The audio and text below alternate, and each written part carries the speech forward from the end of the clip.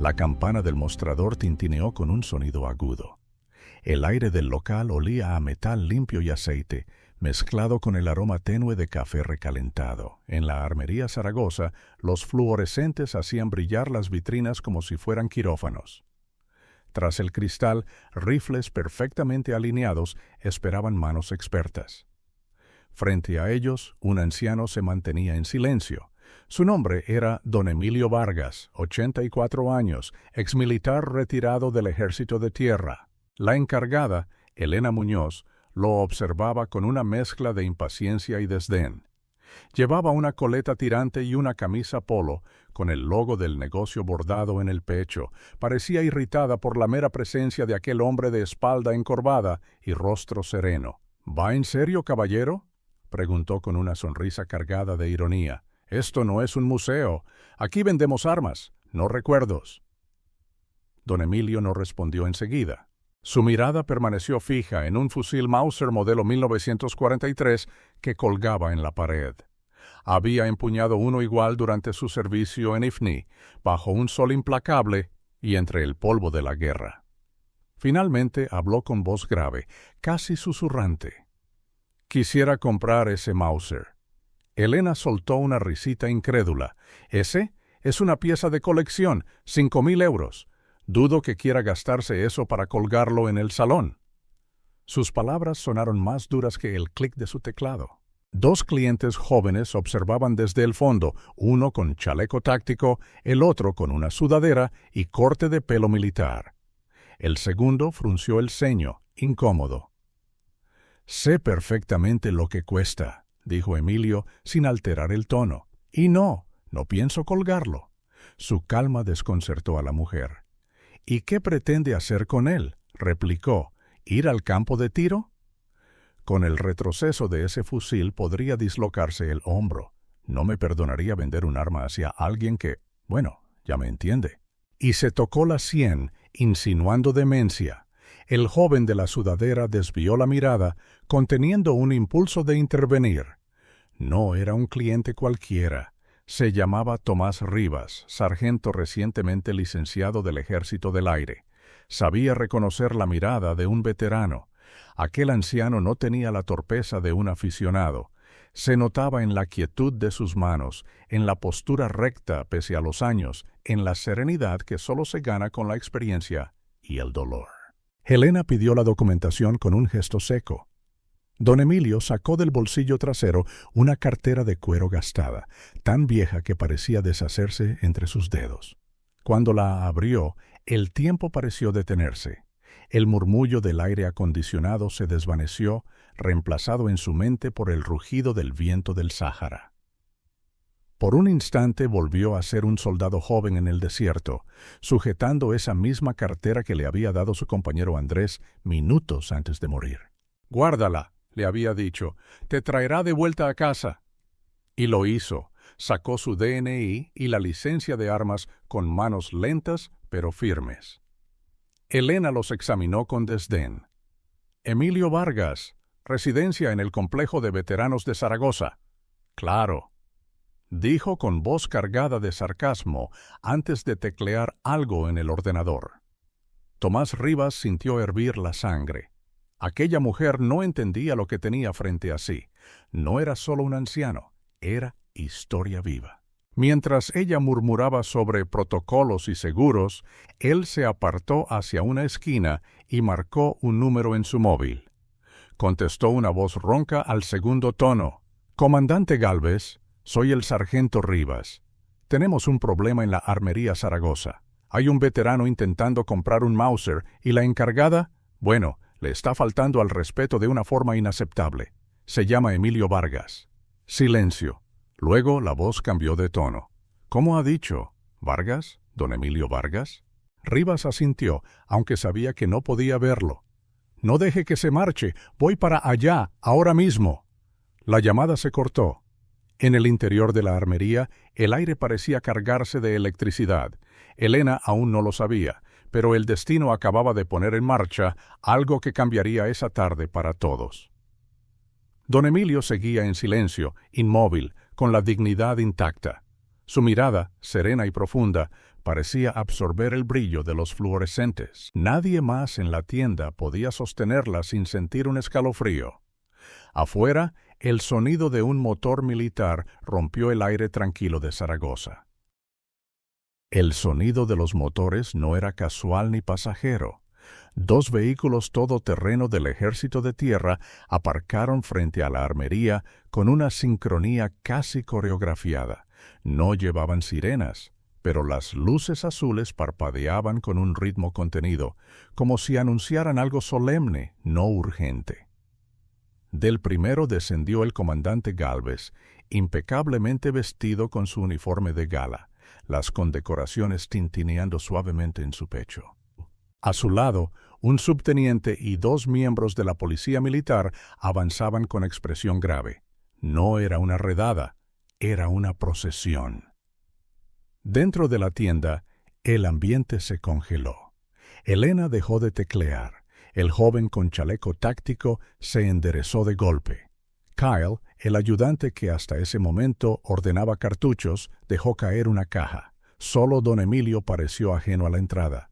Su cuerpo envejecido no se movió un centímetro. «¿Dónde está?», preguntó el comandante Gálvez, con voz firme. Nadie respondió. No era necesario. Sus ojos encontraron a Emilio de inmediato. Se le acercó con pasos decididos y se detuvo a 1 metro exacto. Entonces ocurrió lo impensable. Se cuadró con un movimiento seco y le ofreció el saludo más limpio y respetuoso que Elena había presenciado en su vida. «Señor Vargas, comandante Francisco Gálvez, base militar de San Gregorio. Es un honor conocerle por fin». Elena tragó saliva. Su cerebro intentaba procesar la escena sin éxito. ¿Qué hacía un comandante saludando con esa reverencia a un anciano que parecía sacado de una residencia de mayores? Gálvez se giró brevemente hacia los presentes. Su voz, aunque controlada, cargaba el peso de un discurso que no podía esperar. Para quienes no lo sepan, están en presencia de una leyenda del ejército español. El señor Emilio Vargas participó en la campaña de Ifni, donde salvó la vida de más de una docena de soldados atrapados bajo fuego enemigo. Recibió la medalla militar individual por su valor y tras la guerra formó parte de las primeras unidades de operaciones especiales en nuestro país. Entrenó a generaciones enteras de francotiradores y fue asesor táctico en misiones que siguen clasificadas hoy en día. El silencio era absoluto. El cliente del chaleco bajó la mirada. Kyle parecía al borde de las lágrimas. Elena estaba blanca como una sábana. «El fusil que el señor Vargas ha venido a adquirir», continuó el comandante, señalando el Mauser, «es parte de un proyecto conjunto con el Museo Militar de San Gregorio». Él, como experto reconocido en armamento histórico, se ofreció a restaurarlo personalmente. Volvió la mirada hacia Elena sin levantar la voz. Pero su tono cortaba como un cuchillo. «Y ustedes, en lugar de honrarlo, han osado juzgarlo por su edad y su apariencia.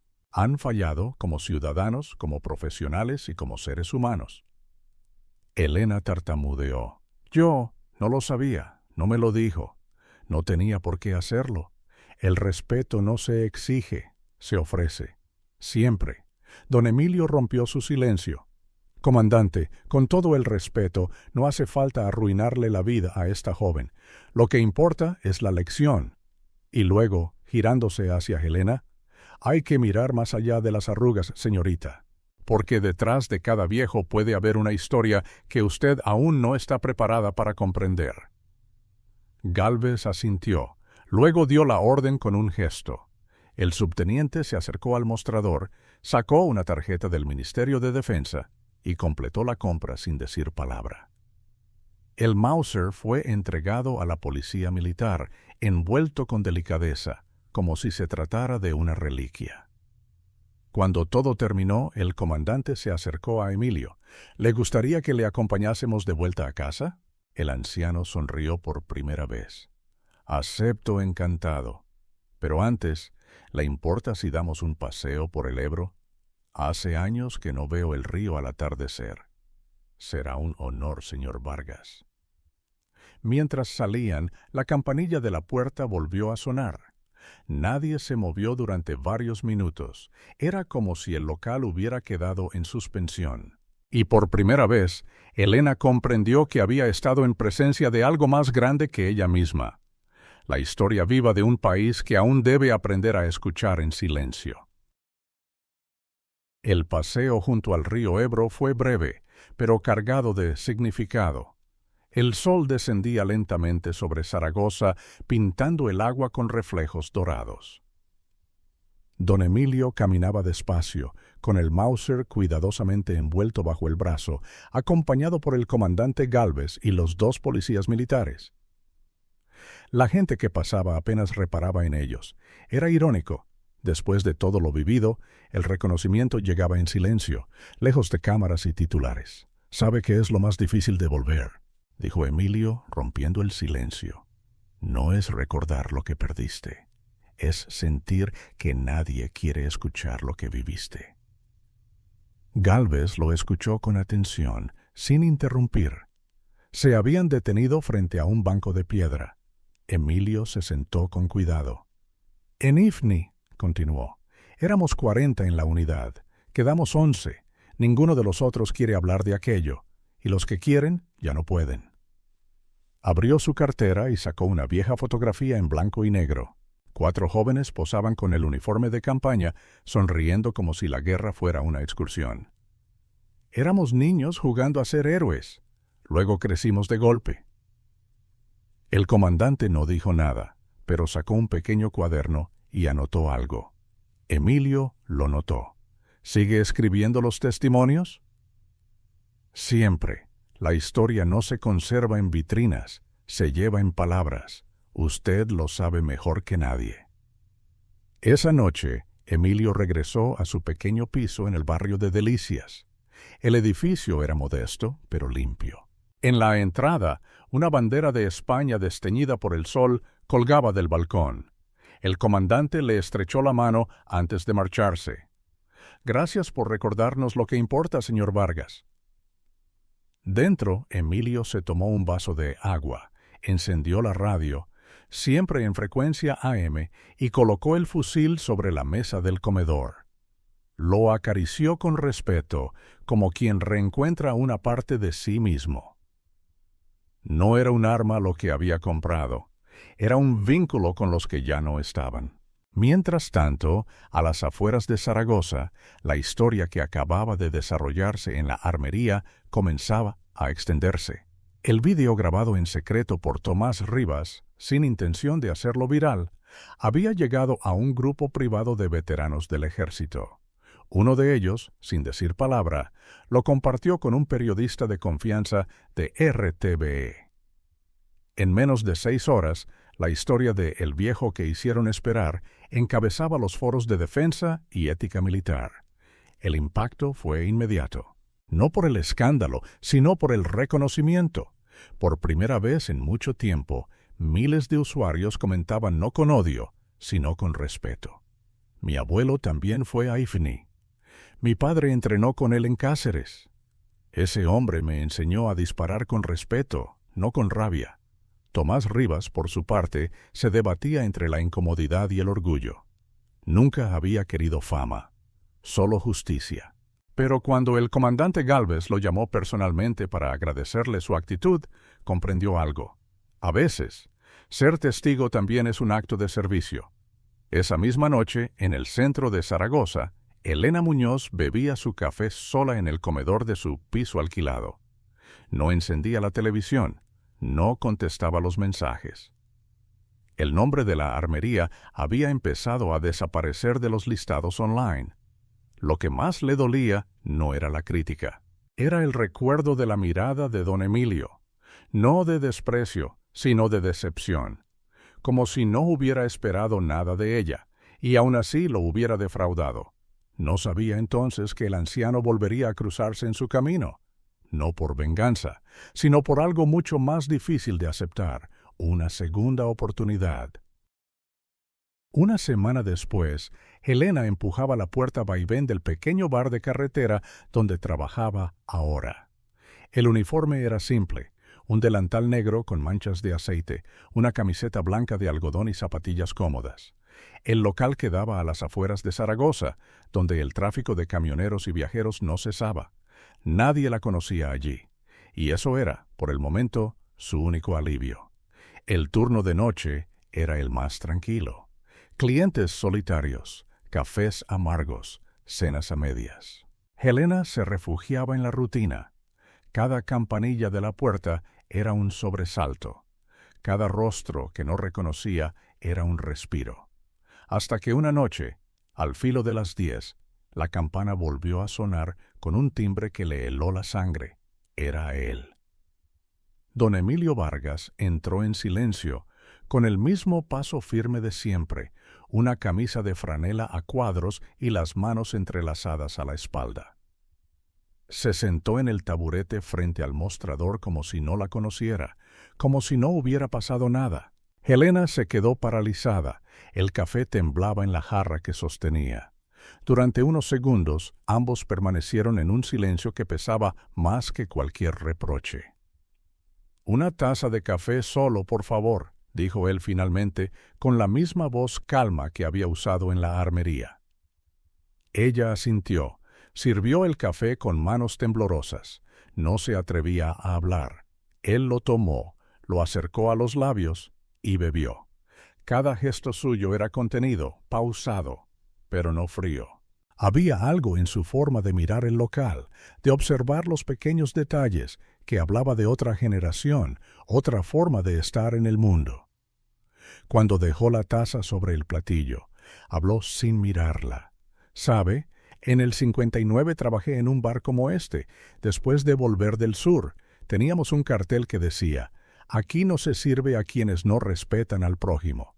Lo quitamos después de unos meses. Nadie lo entendía. Helena bajó la mirada. Sentía la garganta cerrada. «No vine a humillarla», añadió Emilio. «No es mi estilo.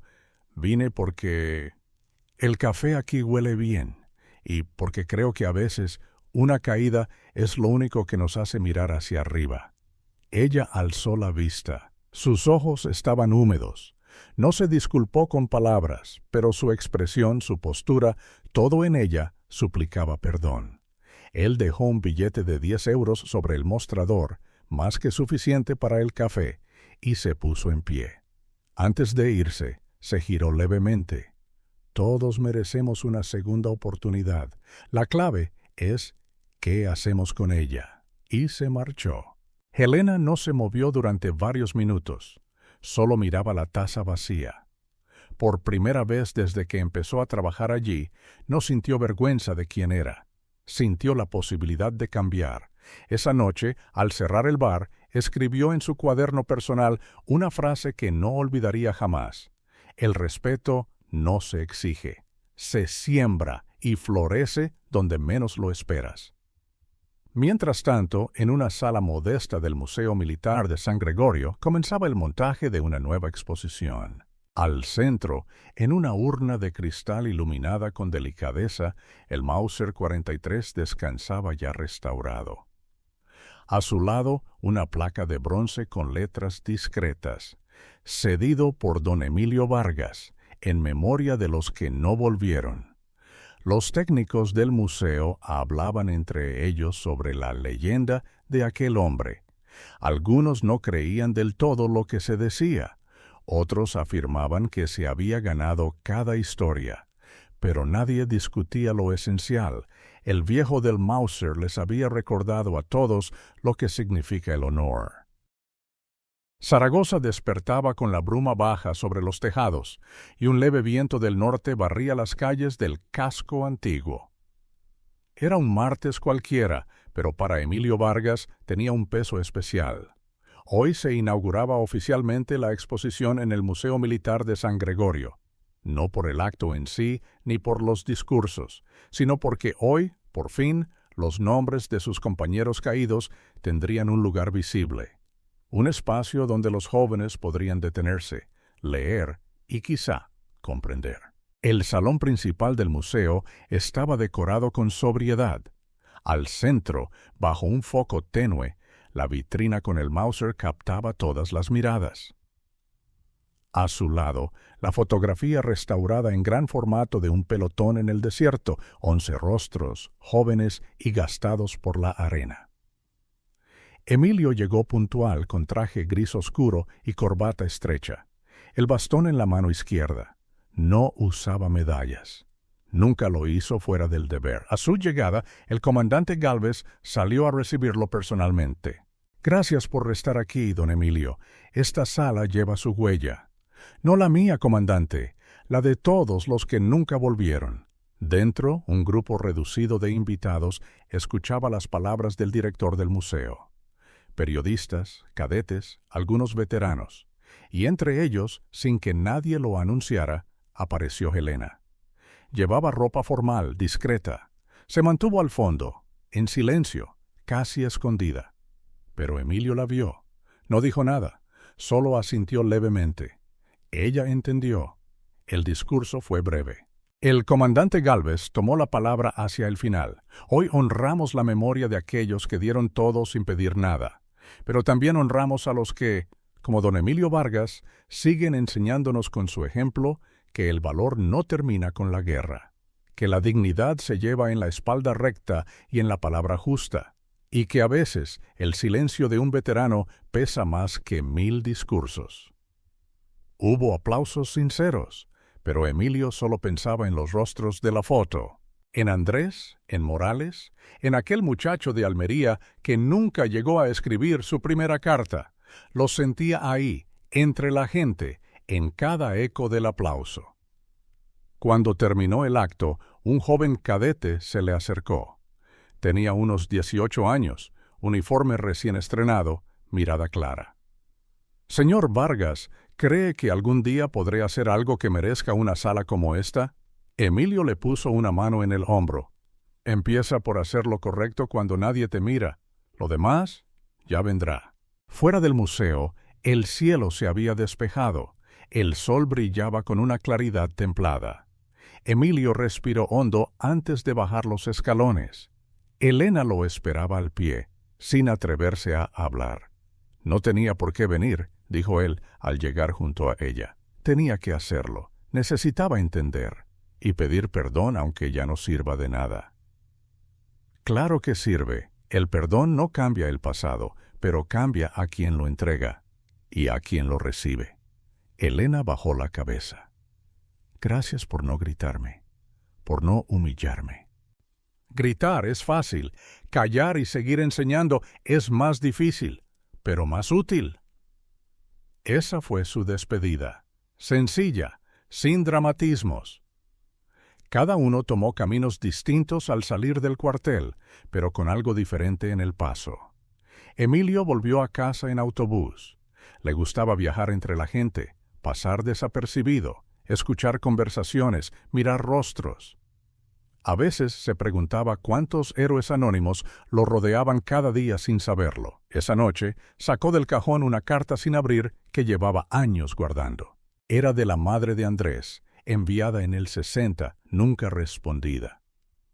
Por fin la leyó y luego con manos tranquilas escribió una respuesta. Breve, serena. Casi 70 años después, porque hay deudas que no prescriben, pero hay palabras que cierran heridas aunque lleguen tarde. Pasaron los días, luego las semanas. La historia del veterano que fue rechazado en una armería por parecer demasiado viejo había dejado de ser viral. Pero en los círculos militares, en los cafés donde se reúnen los antiguos compañeros de armas, en los grupos de sobremesa entre padres e hijos, el nombre de Emilio Vargas se había vuelto leyenda.